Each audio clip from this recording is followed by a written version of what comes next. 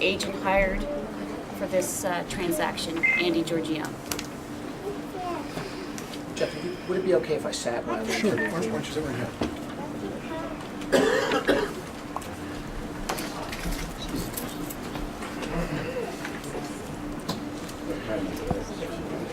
Thank you, Madam Chair. Sure.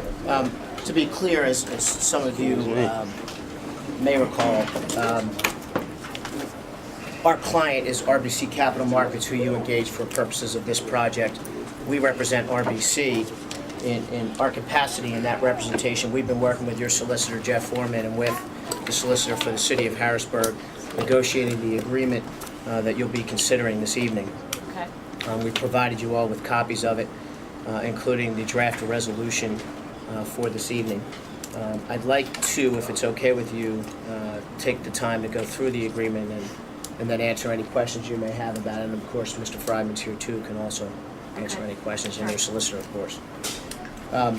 Obviously, this is a rather large document, so if you just bear with me, I'll try to go through it. I'm not going to go through it in painful detail, but I'll try to hit all the highlights and the points I think that are important to you.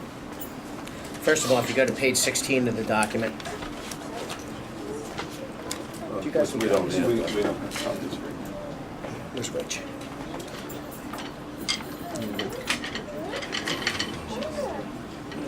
Where's Rich? Is he back there?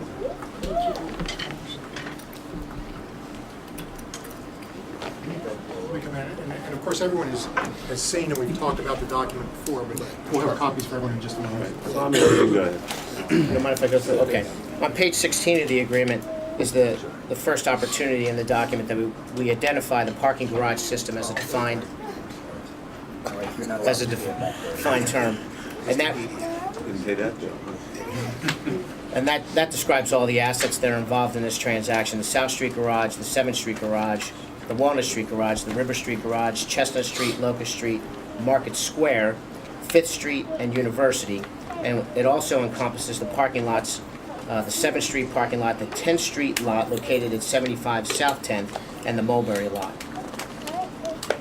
I would just note that the assets also included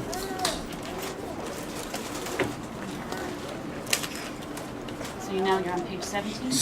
yeah, I'm over in 17.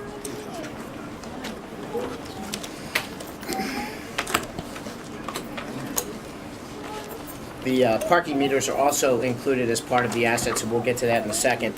And I would note that the City Island garage and the Mulberry and Dewberry parking lot are not included in this transaction, so the parking authority will continue to operate those assets.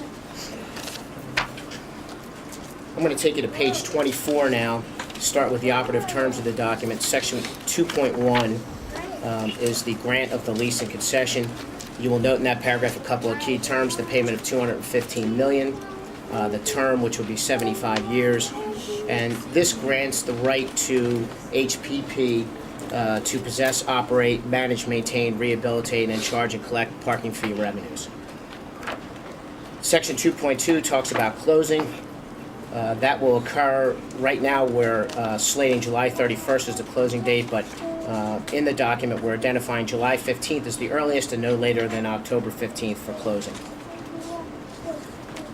And of course, on the closing date, there'll be the full payment of the transaction amount of $215 million. 2.3 on page 25 talks about the deposit required of the concessionaire of $10 million. That will be held to guarantee that they can close on the transaction. It refers you over to 2.4b, which is the conditions that or representations that they've made that they have to comply with, and principally that is guaranteeing that when the authority has fulfilled its conditions and we're ready to close, that they're going to step forward with the money to pay. If they don't, then they forfeit that $10 million and the parking authorities may keep it.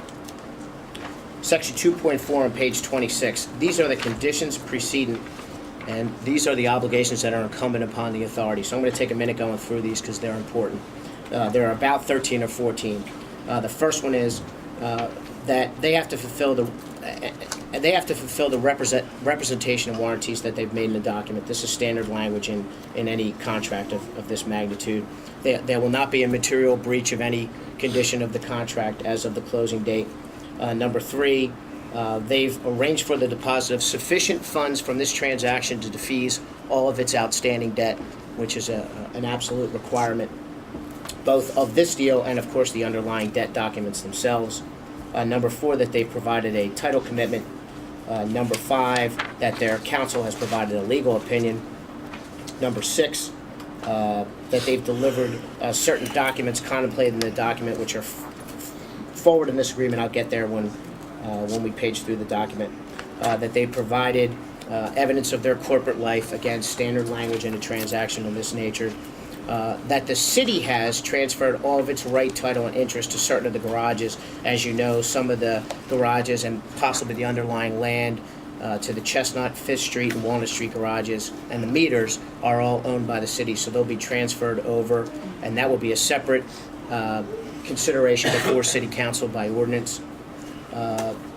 Number 9, that the HPA union agreement's been amended to allow for this transaction. That the number 10, the university parking license and option is amended to be consistent with this transaction. Number 11 deals with a worker act that must be complied with. We can talk about that a little bit later. Certain estoppel certificates are required of the Commonwealth with regard to their interest in the garage as it relates to a Commonwealth parking agreement. The cooperation agreement that exists with the city and certain other entities is amended consistent with this agreement. And then, of course, the final condition that City Council shall adopt an ordinance consistent with this transaction. There are also conditions that are for the benefit of the authority that proceed that the concessionaire must comply with. Those are the standard sort of corporate type of conditions. Things like that their representations are true, that they're not in violation of any of the terms in the agreement or a material breach. Going over to page 28, we walk through termination provisions, under what circumstances the agreement may be terminated either by the parties or because of breach of these conditions preceding.